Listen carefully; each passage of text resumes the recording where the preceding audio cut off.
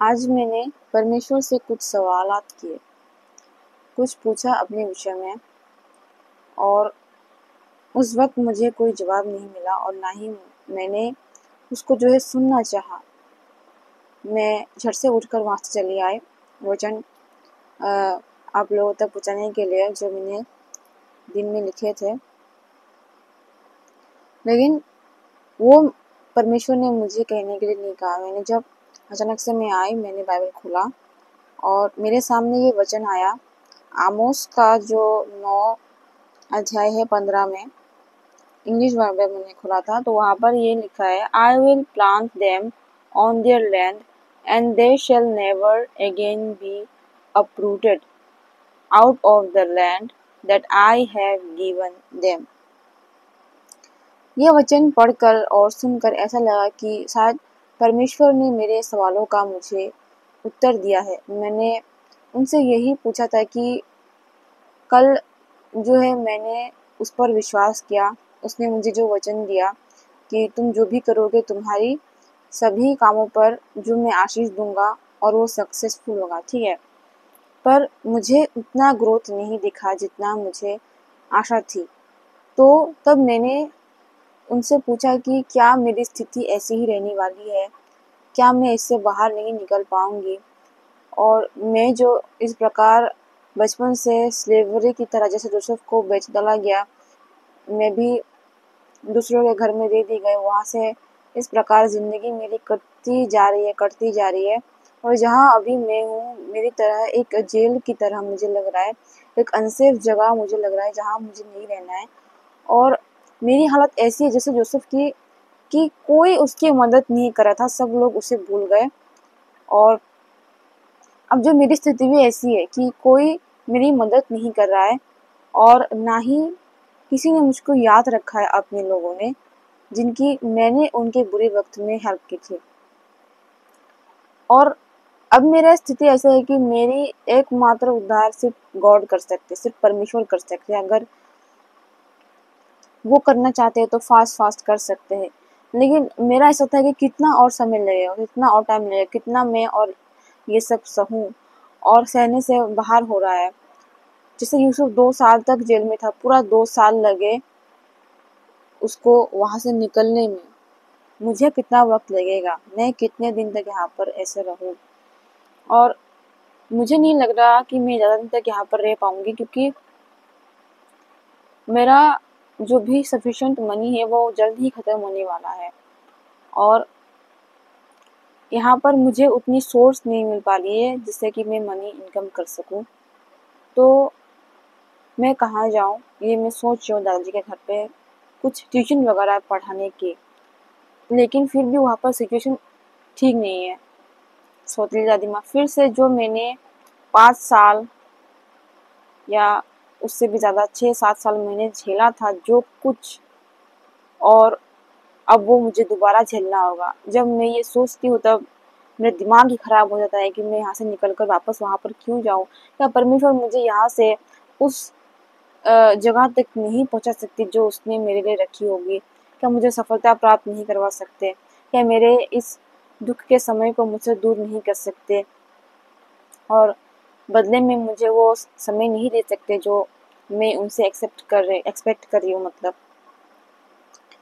तो मुझे जब मन में यही सब चल रहा होता है, तो ये वचन आने पर मुझे ऐसा लगा कि मेरे सारे सवालों का जवाब परमेश्वर ने मुझे दे दिया है। जैसे मैं एक जगह से निकाली गई हूँ, उखाड़ी गई हूँ, मुझे वहाँ से निकाल दिया गया है। और यहाँ पर भी परमेश्वर अपने लोगों के विषय में कह रहे हैं कि मैं उनको एक ज़मीन दूंगा, क्योंकि वो बेघर थे, वो उनका कोई रहने का स्थान ठिकाना नहीं था। तो परमेश्वर ने कहा कि मैं उनको एक घर दूंगा जो उनका होगा, जहाँ पर वे रहेंगे और कोई भी वहाँ से उनको निकालने ना पाएगा। तब मुझे ऐसा लगा कि जिस प्रकार मैं बेघर हूँ और मेरे पास कोई रहने के लिए वो घर नहीं है जहाँ पर मैं रह सकूँ, तो अपना घर नहीं है, मतलब यहाँ वहाँ भटक रही हूँ मैं, जिस प्रकार इजराइल भटक रहे थे। तो परमेश्वर मुझसे ऐसा कह रहे हैं, मुझे ऐसा लगा कि मैं तुम्हें एक जगह दूंगा, एक घर दूंगा, तुम्हारा होगा जो, और वहाँ से तुम्हें कोई नहीं निकालेगा, वहाँ से तुम्हें कोई जो है बाहर नहीं करेगा। मतलब ये वचन सुनकर मेरा मन हल्का हुआ और मुझे ऐसा लगा कि नहीं, परमेश्वर की आवाज़ भले ही मैंने न सुनी हो, सुननी ना चाहिए हो, मैं वहाँ से चली आई अपना कार्य करने के लिए, लेकिन कार्य करने से पहले उसकी यह इच्छा थी कि मैं उसकी आवाज़ सुनूं और उसका जो भी कहना था मेरे प्रति वो मैंने सुन लिया। उसने ये कहा है कि तुम जिस प्रकार उखाड़ी गई हो, निकाली गई हो, बेघर किए गए हो, तुम्हारे घर से तुम्हें निकाल दिया गया है, मैं तुम्हारे लिए एक घर दूंगा, तुम्हारे रहने का स्थान में तैयार करूंगा और वो तो सिर्फ तुम्हारा होगा और वहां से तुम्हें कोई भी नहीं निकाल सकेगा। और अंत में बताया कि परमेश्वर ने ये उनसे कहा और ऐसा लगता है कि परमेश्वर ने मुझे ये वचन कहा।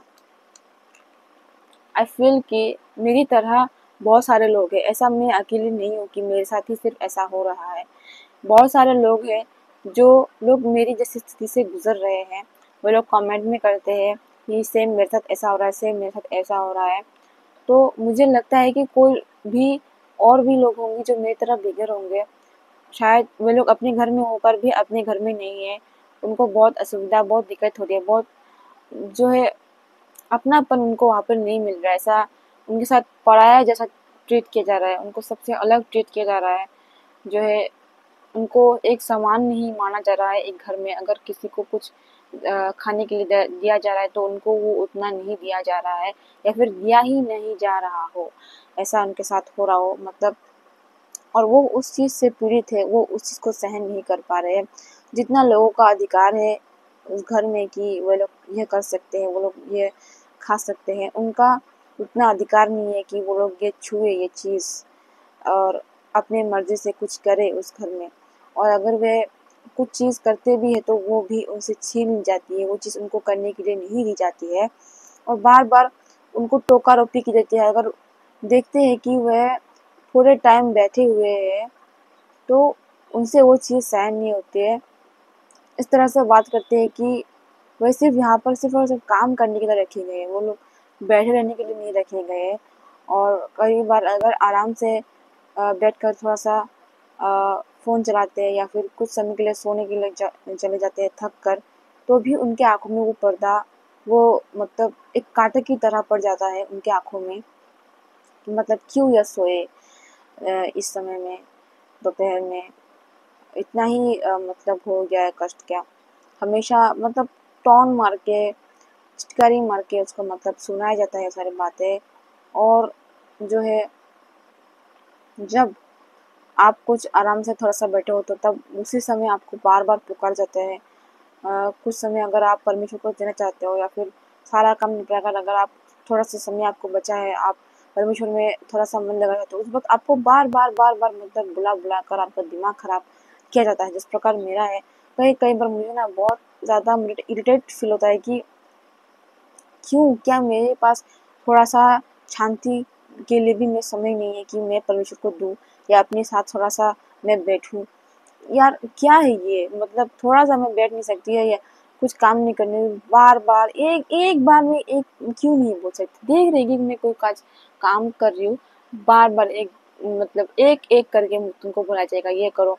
फिर मैं थोड़ी देर बाद थोड़ी देर बाद तुम फिर बुलाओगे ये आनो, ये करो, वो करो, ये ऐसा मतलब ये सब। उस समय मुझे बहुत ज़्यादा ही गुस्सा आता है, बहुत ज़्यादा इरिटेट फ़ील होता है, लेकिन मैं उस चीज़ को एक्सप्रेस नहीं कर पाती हूँ क्योंकि मैं बहुत ज़्यादा बेबस हूँ, कुछ भी मैं कर नहीं सकती इस सिचुएशन में। अगर मैं यहाँ से निकलूँ तो निकलूँ कहाँ? अगर मेरे पास ऐसा रहने का स्थान होता, सब कुछ ठीक होता तो मैं यहाँ पर नहीं रह रही होती, मुझे ये सब सुनने को नहीं मिल रहा होता। तो मैं बार-बार परमेश्वर से ये कहती मैं और अब कितना ये सब झेलूँ और अब कितना ये सब सहूँ। मेरे लिए अब ये सब मुश्किल हो रहा है, मैं मुझसे और मतलब नहीं हो पा रहा है। मैं कब तक इस प्रकार यहाँ पर पड़ी रहूँ? कब तू मुझे यहाँ से उठाएगा? कब तू मुझे यहाँ से ले जाएगा और मुझे एक जगह प्रदान करेगा, एक सेफ जगह जहाँ पर मैं प्रोटेक्टेड फ़ील कर सकूँ, जहाँ पर मैं शांति से आराम से रह सकूँ और जहाँ पर तेरे और मेरे बीच में जो समय होगा वहाँ पर कोई विघ्न ना डाले, बार-बार मुझे कोई पुकारे ना इस प्रकार। जब मैं सारा काम निपटा कर बैठी हूँ तो मुझे, जब मैं थोड़ा सा ठंड के नीचे फैन के नीचे बैठी हूँ तब मुझे वहाँ से इरिटेट ना की जाए, झंग लगा के मुझसे मतलब टॉन्ट मार के मुझसे बात ना करे। ऐसा कब होगा, कब सब कुछ ठीक होगा? मतलब गर्मी में आप थोड़ा सा फैन भी नहीं चला सकते, इस प्रकार मेरी मतलब परिस्थिति हो गई है। गर्मी में कहाँ जाऊँ, बाहर बैठूँ, वहाँ पर ना ही हवा है, इतना धूप में मैं कहाँ जाऊँ? कई बार मुझे कहते हैं वहाँ पर जाओ, जंगलों में हवा है, वहाँ पर जाओ, वहाँ पर बैठो, वहाँ पर बैठो। जब इस घर में जो लोग रहते हैं वो लोग आते हैं, वो लोग पूरा दिन रात फैन चलाते हैं, चाहे वे ठंड में हो, सुबह से ही रात तक पूरा टाइम उनका चलता है। उनका मतलब वो अधिकार है कि वो लोग कर सकते हैं, लेकिन मेरा उतना नहीं है, क्योंकि मैं इस घर में रहने वाली हुई नहीं और ना ही मुझे माना जाता है। लेकिन जब उनको कोई काम करवाना होता है, झट से बोल देते हैं, यह करो, वो करो, ऐसा करो, वैसा करो। मतलब कुछ भी, कभी भी आपको मतलब करना ही होगा। आप जितना ज़रूरी काम कर रहे हो, रेस्ट करो। अभी थक कर आप बैठे हो, मैटर नहीं करता है, आपको उठना होगा। उसके बातों के संग-संग आपको ये काम करना ही होगा। मतलब ऐसा ट्रीट किया जाता है कि उन लोगों ने आपको सिर्फ़ और सिर्फ़ काम करने के लिए नहीं रख दिया होगा आपको, ऐसा।